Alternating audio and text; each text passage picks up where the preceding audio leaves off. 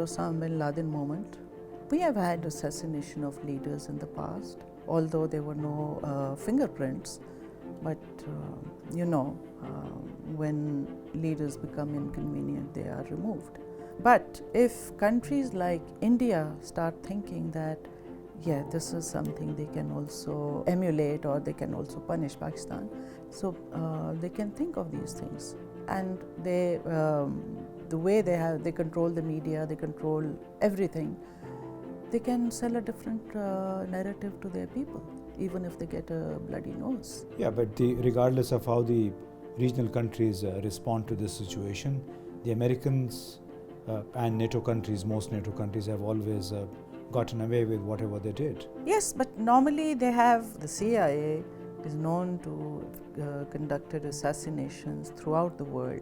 So did MI6 and other intelligence agencies during colonization, in the movement for decolonization during that period, and subsequently when governments with assertive leaderships started emerging in various developing countries, leaders were assassinated, but the responsibility was not claimed for their assassination, and it was always something that people talked about, knew, but it was not confirmed.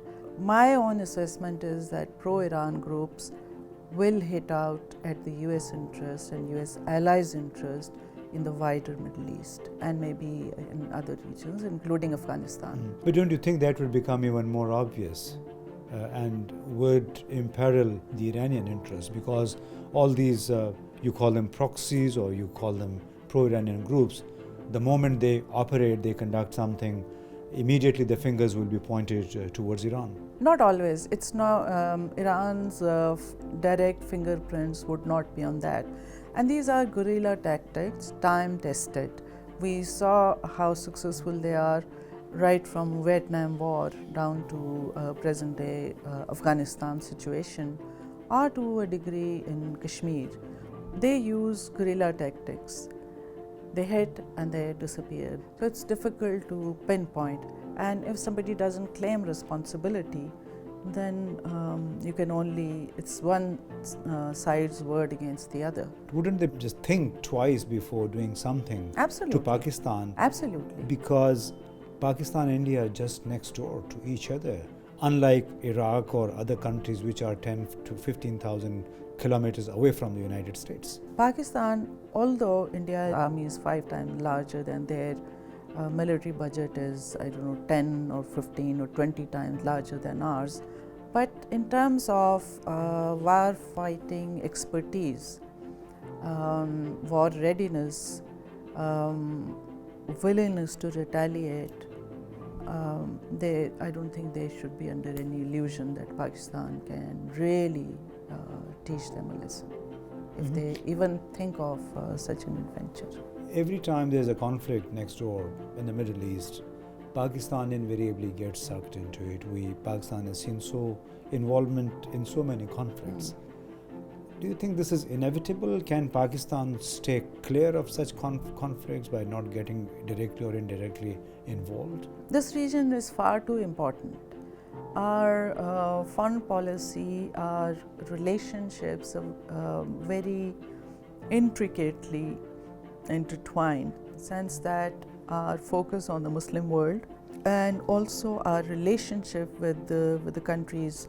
Iran is our next door neighbor, with which we have very deep historical, linguistic, cultural relations. Then we have the Gulf. Saudi Arabia has extended help to Pakistan in times of difficulties. The religious element that binds us to this entire region and the impact it has on Pakistan if there is a war or more conflict in this region does not give us the space to distance ourselves and say that, okay, it's their business, they can fight and kill each other, but we will stay aloof. We cannot. At the same time, it is not possible for Pakistan to take sides. We cannot say that, okay, or even pronounce. During Iraq-Iran war, Iraq was clearly the aggressor. even then, we did not side with Iraq like many other Muslim countries, but we did not side with Iran either. One benefit of staying non-partisan is that you can help these countries come together, sit across the table and resolve their differences. And this is what we have done traditionally.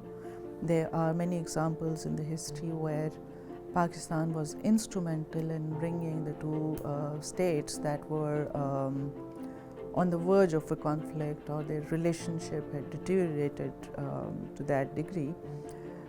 We were able to bring them together and arrange their meetings and between the leadership, and somehow create a space for them to resolve their differences. Has it really helped ever the state of Pakistan, particularly because we are talking of geopolitical considerations, geopolitical conflicts, which seem to also have prevented Pakistan from marketing itself as a big country, as a secular country which has big, vast opportunities available for the investors.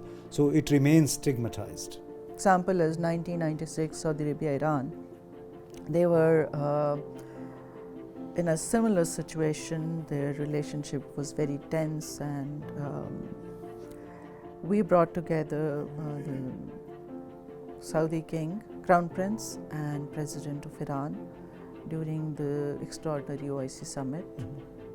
We arranged their meeting, and then from there things started moving, and President of Iran performed Hajj at the invitation of the king of Saudi Arabia, and their relationship to a large extent became normal, as much as is possible between these countries. That is true that we have not been able to take advantage of our geography. We are situated in one of the most important regions, where the big power interests, where the economic interests of many countries intersect. Or somehow we have always, instead of boon, we have taken the bane of that geostrategic location. It has nothing to do with Pakistan being secular or non-secular, or how we market ourselves. You look at what you stand for. Pakistan was a country that during decolonizing, we became independent, but there were many countries of Maghreb, for instance, or African countries that were still under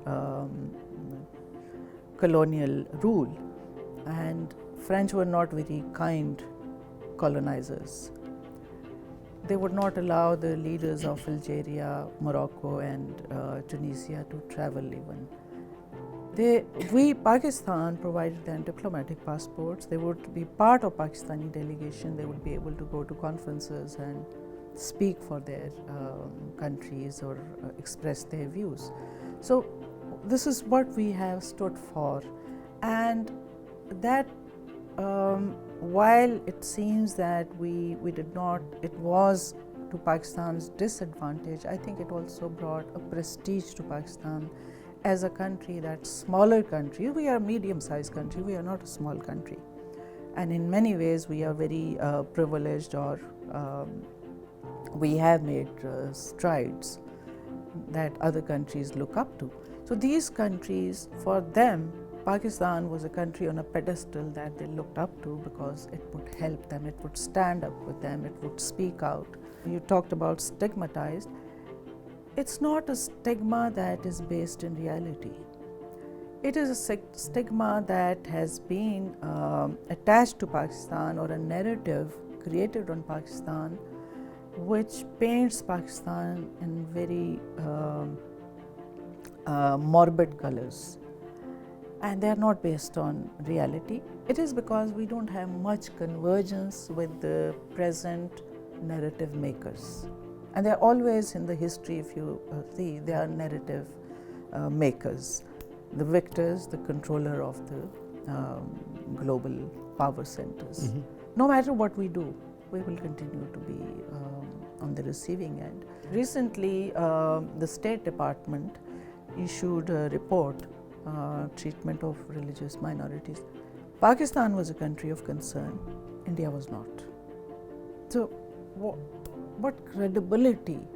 So, we should not be too much in the race to please others.